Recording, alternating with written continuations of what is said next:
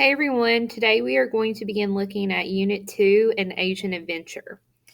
In this unit, we're going to look at ancient China and how the different empires have influenced culture today, specifically Eastern culture and Western culture.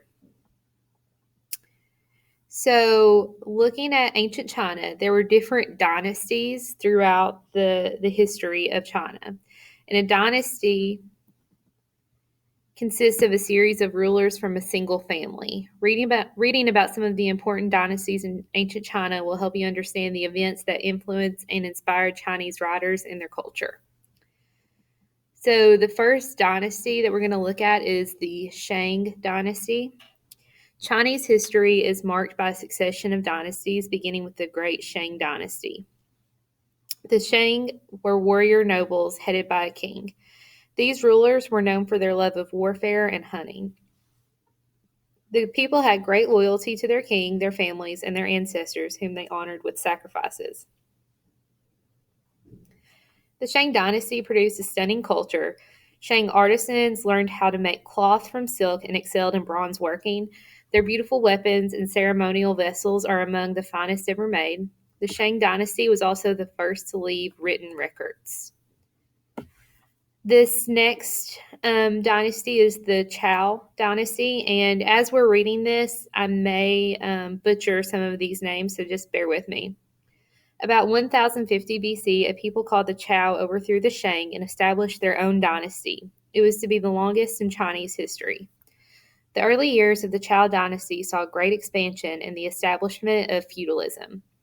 Under this system, different regions of the country were controlled by lords who were loyal to the king and protective of the local people.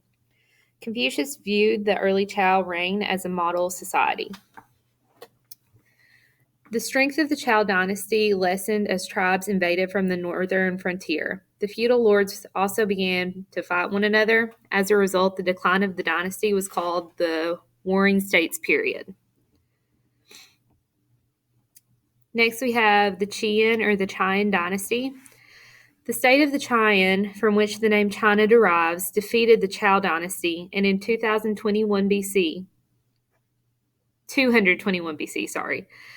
the Qian king declared himself Shi Huangdi, or first emperor. Determined to unify the country, he subdued internal conflicts and conquered invaders. He also centralized the government, built an extensive network of roads, and set uniform standards for weights and measures. Although the first emperor's achievements brought important changes, his methods were cruel. He forced vast numbers of peasants to build the Great Wall. Many of them died during construction. He murdered scholars and burned books. Revolt led to the fall of the dynasty 3 years after the first emperor's death. Here is the history of literature and events in history. Rebellions and invasions during the Zhou dynasty. Ancient Chinese poets composed war poems in the Book of Odes based upon this event. And then prosperity in the Tang dynasty. Li Po and Tu Fu wrought China's greatest poetry. Next, we have the Han dynasty. Following the downfall of the Qian or the Qian dynasty, the Han dynasty came into power.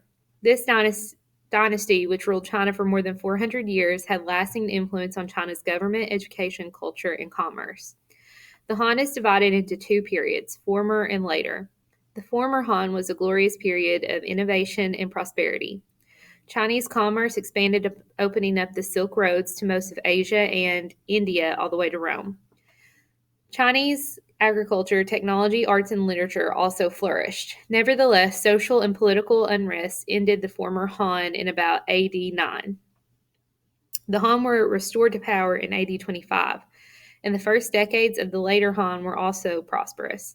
The religion of Buddhism spread from India to China, where it took root within a century. However, political, economic, and social problems began to weaken Han rule again. In AD 220, the last emperor abdicated, and the later Han dynasty disintegrated into three rival kingdoms. Next, we have the Tang dynasty. During the 4 centuries after the Han dynasty collapsed, many minor dynasties rose and fell before the Tang dynasty came into power. The Tang rulers, again, expanded the Chinese empire.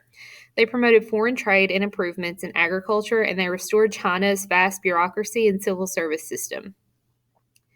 Tang China was a golden age, especially in poetry and painting. The capital city, which I will not try to pronounce, grew in wealth and population to become the most sophisticated city of its time. Scholarship thrived, so scholarship as in academics. The powerful Chinese woman emperor, Empress Wu, ruled during this period. The Tang Empire became subject to rebel attacks under the rule of later, weaker emperors. In 907, it fell to rebel forces. Next, we have the Sung Dynasty. After the Tang Dynasty ended, rival warlords divided China into separate kingdoms. In 960, one general reunited China and established himself as the first Sung emperor. Although the Sung Empire was smaller than the Han or the Tang, it produced a thriving culture. Education spread, literature, calligraphy, and painting flourished. And when you hear calligraphy, think of writing. The Chinese carefully studied human anatomy and made charts and models of the body. Among the most significant inventions of this era were movable type paper money and the use of magnetic compass for sailing. The position of women declined during this era, however. Foreign trade, especially ocean trade, expanded under the Sung emperors. Chinese culture spread throughout Southeast Asia, and China became a major sea power. Yet, despite economic prosperity and technological advances, the Sung dynasty fell to the Mongols in 1279. Let's look at the people and society of ancient China. Chinese society in ancient times had a strict class structure, with the emperor at the top and the lowliest workers at the bottom. Each of the four main social classes, the rulers, peasants, artisans, and merchants, was ranked according to its contribution to society. First, we have the rulers. The emperor was the central figure of authority in ancient China. Powerful and wealthy, he presided over political, social, and religious rituals. Below the emperor were members of the royal family, nobles, and scholar officials in the imperial civil service. Chinese emperors often rewarded loyal followers with posts in civil service. During the Tang and Sung dynasties, however, a system of written examinations was developed to select officials. Applicants, primarily sons of wealthy landowners, studied and were tested on the Confucian classics. The successful scholar then joined the elite and privileged ranks of administrators and teachers. Next, we have peasants. The mainstay of ancient Chinese society were the peasants, the farmers who raised the food for the empire. During the Chou dynasty, most peasants labored for wealthy feudal landowners, to whom they gave a large share of their harvest. As this system declined, peasants began to own their own land but still owe part of their yearly crops to the government. Peasants ranked just below the ruling class because they performed an important role in Chinese society. However, they led difficult lives. Typically, they lived in a simple one-room house with a dirt floor and little furniture. They had only a few tools. Every year, they faced devastating floods and droughts. The peasants were often required to supply labor or military service to the government. Emperors built roads and canals with this source of labor and filled the ranks of China's vast armies.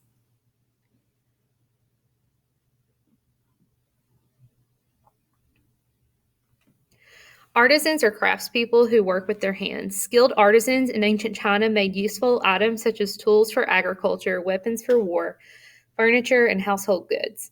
They also made luxury items, silk, porcelain, and carved jade. For the upper classes and for export. Artisans who produced the luxury items tended to be wealthy themselves, but those who produced everyday necessities were not. Beginning in the Shang dynasty, Chinese emperors controlled the supply of raw materials that artisans used. Although some artisans worked independently, others labored in government-owned factories. Artisans produced many of the works that were placed in the tombs of emperors and noblemen. These included eating utensils, jewelry, textiles, tools, and weapons. Archaeologists continue to discover rich treasures in ancient burial sites. Next, we have the merchants. Merchants sold the goods that artisans made. Because they did not actually produce anything, they occupied a low place on China's social ladder. Strictly controlled by the government, merchants were allowed to sell only certain goods, such as silk, spices, tea, and porcelain. They were forced to pay heavy taxes but were prohibited from owning land. During Han times, they even had to wear certain clothing, a white turban bearing their name, and trade in one white and one black shoe. Although many merchants grew wealthy as a result of the growth of trade during the Tang and Sung dynasties, they found it difficult to improve their social status. Traditionally, merchants were not allowed to take the civil service examination and so were excluded from those jobs. However, prosperous merchants sent their sons to school that trained them for civil service jobs or arranged their daughters' marriages to civil servants. Servants and slaves.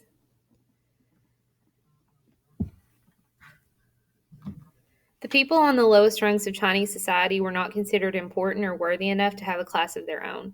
Such people included servants, migrant laborers, professional soldiers, entertainers, butchers, and tanners. The Chinese also had slaves. During Tang times, nomads from Mongolia and Central Asia who were captured in war were forced into slave labor. All these groups were regarded as inferior to the four main classes of society and thus were excluded from civil service examination. Women in ancient China. Women were subservient to men in ancient Chinese society. Boys alone attended school and took the civil service exam. Few girls were educated unless their fathers taught them how to read and write. Marriages were arranged, and girls as young as 14 left home to live with their husband's family. In the Han and Tang periods, some privileged women had a few more freedoms than in other dynasties. In Tang times, women rode horses, hunted, played polo, and participated in politics. By the Sung period, however, the status of women had declined again, especially among the upper classes in cities. There, a woman's work was deemed less important to the family's prosperity and prestige. One sign of women's changing status was the custom of binding the feet of upper-class girls to keep their feet from growing. The practice spread during the Sung period and continued into the 20th century. Women with bound feet could never walk normally. Their condition reflected the wealth and position of their family since they were unsuited for manual labor. Looking at arts and culture.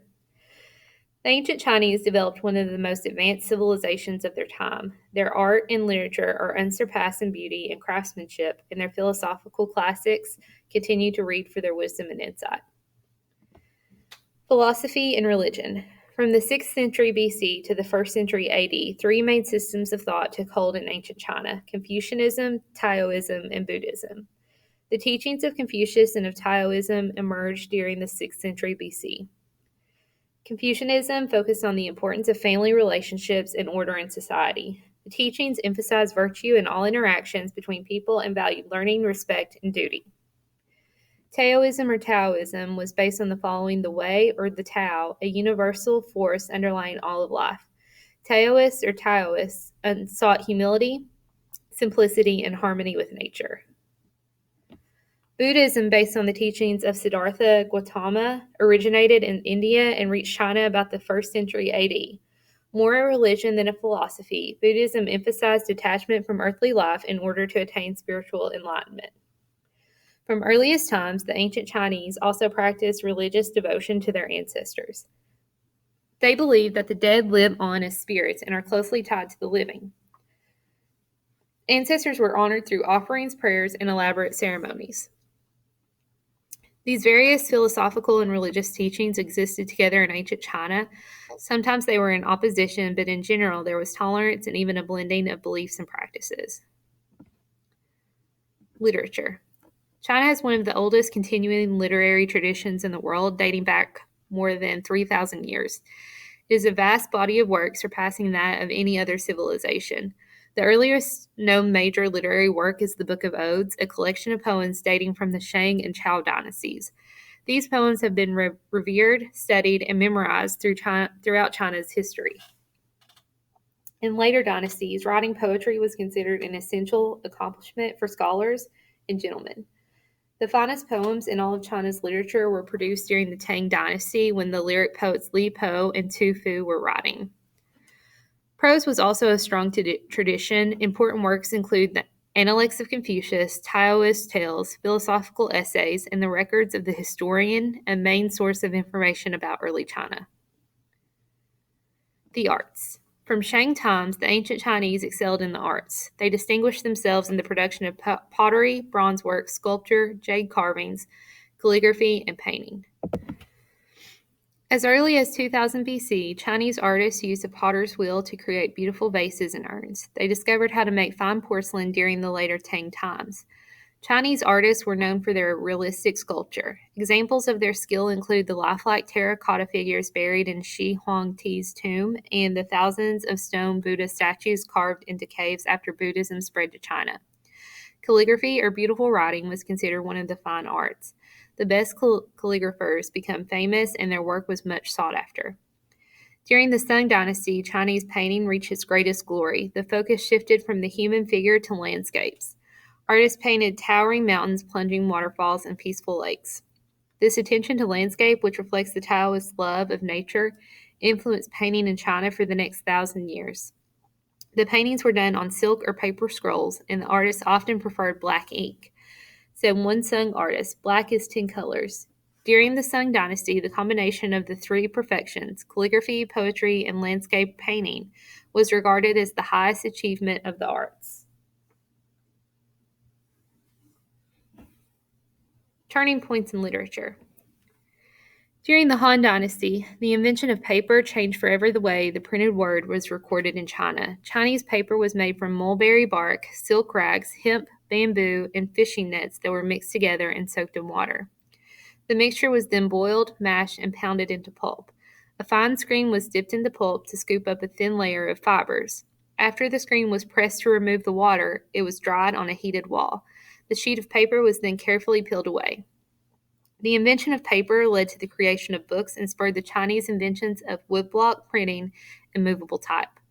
The first Chinese books, which were handwritten by scholars, were made of paper rolled into long scrolls. The use of paper also created new possibilities in the art of calligraphy. To produce the delicate strokes, calligraphers practiced for years to master the thousands of characters in the Chinese writing system.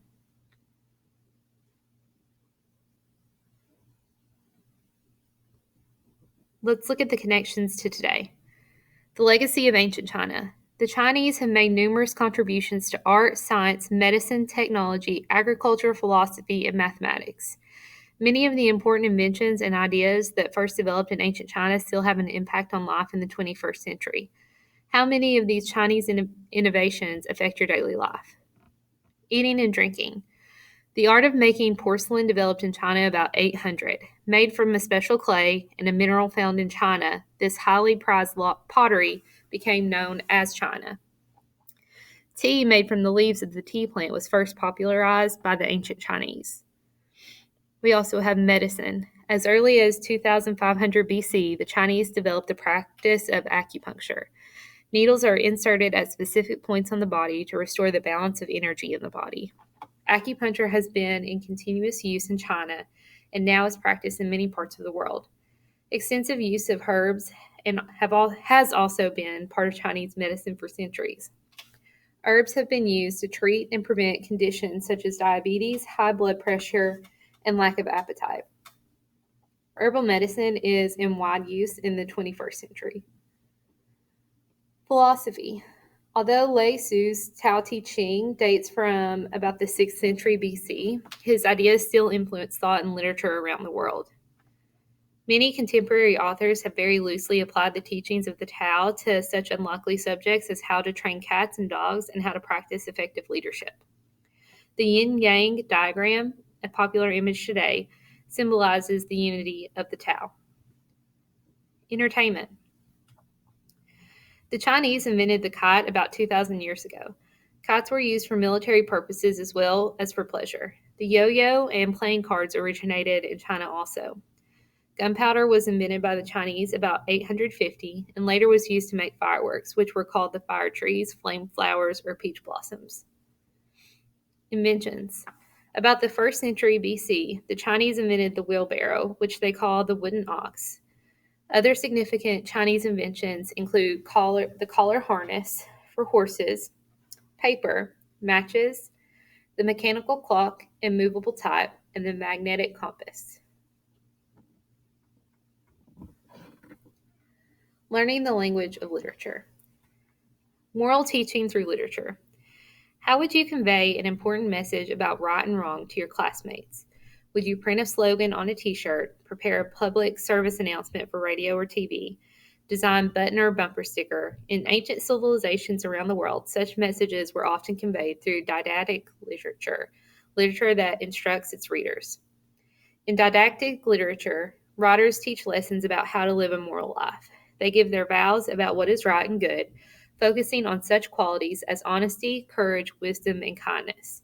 Sometimes they state their ideas directly, as in Horace's poem Better to Live, Licinius. At other times, they present their teachings by means of examples, as in the parable of the prodigal son in the New Testament. Ancient Chinese and Japanese writers were among those who used literature to communicate their ideas about what they considered to be right and wrong. Philosophers and religious teachings in China and Japan recognized the power of literature to convey the moral ideas. They followed and to persuade readers to act in certain ways. They and their followers expressed their teachings in various forms, including maxims, anecdotes, and parables.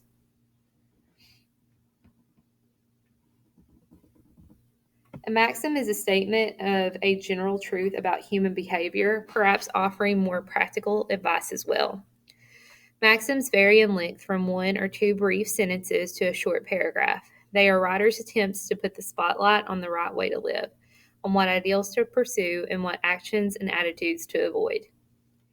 Some maxims are phrased in a particularly pointed and witty way. Because of their clever yet simple structure, such maxims, sometimes called aphorisms, are easy to recall and to memorize. An example is Confucius' statement, "To study without thinking is futile.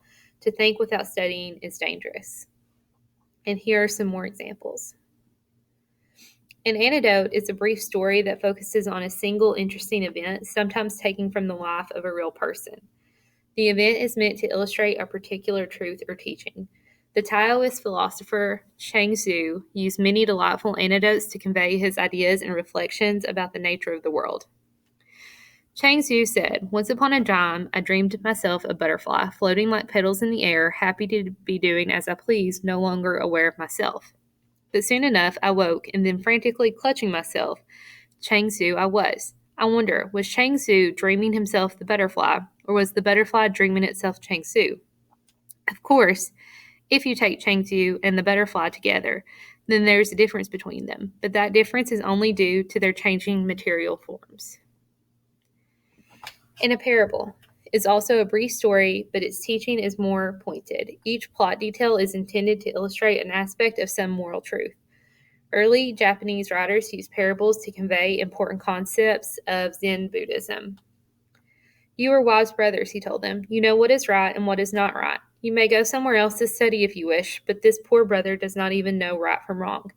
Who will teach him if I do not? I am going to keep him here, if all the rest of you leave." A torrent of tears cleansed the face of the brother who had stolen. All desire to steal had vanished. As you're reading all of the literature that we'll be covering in the Asian unit, consider whether the work is a maxim, anecdote, or parable, and ask yourself these questions. Identify the writer's message. Is it stated directly or is it implied? You need to look for patterns of repetition, figurative language, and imagery. How does the writer help you remember the main point he or she is trying to communicate? And then monitor your reading strategies and modify them when your understanding breaks down. Remember to use your strategies for active reading. Predict, visualize, connect, question, clarify, and evaluate.